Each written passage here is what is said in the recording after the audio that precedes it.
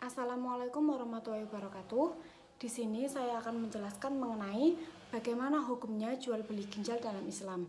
Nah, teman-teman pastinya sudah pernah mengetahui ya atau mendengar mengenai jokes-jokes menjual ginjal itu untuk membeli rumah, HP iPhone, mobil maupun barang-barang mewah lainnya itu cukup dengan menjual ginjal.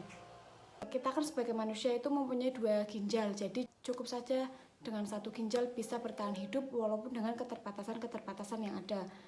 Nah, dari jokes-jokes yang beredar di Instagram, di TikTok maupun di media sosial lain itu banyak yang menganggap itu hanya sebuah bercandaan semata, namun tidak sedikit pula yang menganggap itu serius, jadi mereka menganggap menjual ginjal itu diperbolehkan. Di Indonesia sendiri, setahu saya menjual ginjal itu tidak diperbolehkan, namun mungkin di negara lain itu ada yang diperbolehkan. Dengan itu, di sini saya akan menjelaskan mengenai jual beli ginjal dalam perspektif agama sendiri.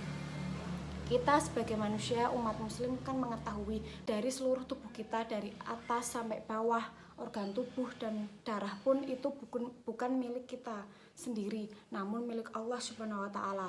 Dengan itu, maka menjual beli organ tubuh bahkan ginjal pun itu diharamkan dalam Islam.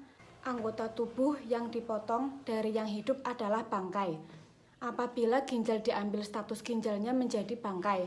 Bangkai itu tidak diperjualbelikan sehingga itu hukumnya haram.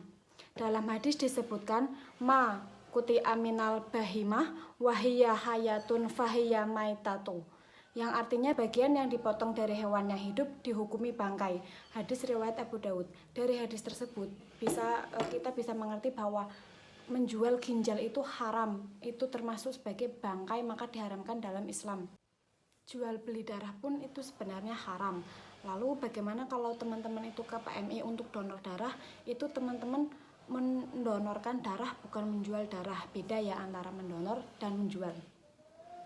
Dan apabila ada orang ke PMI itu untuk membeli darah itu bagaimana? Nah, kita itu bukan membeli darahnya, namun kita membeli jasa fasilitas-fasilitas untuk menyimpan darah tersebut, kan ada kulkas dan yang lainnya sehingga darahnya steril seperti itu. Jadi kita itu bukan membeli darahnya, namun membeli jasa penyimpanannya seperti itu.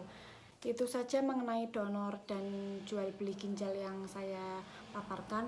Mungkin saja kan di luar sana banyak yang menganggap ini bercandaan, namun tidak sedikit pula yang menganggap ini sebagai serius.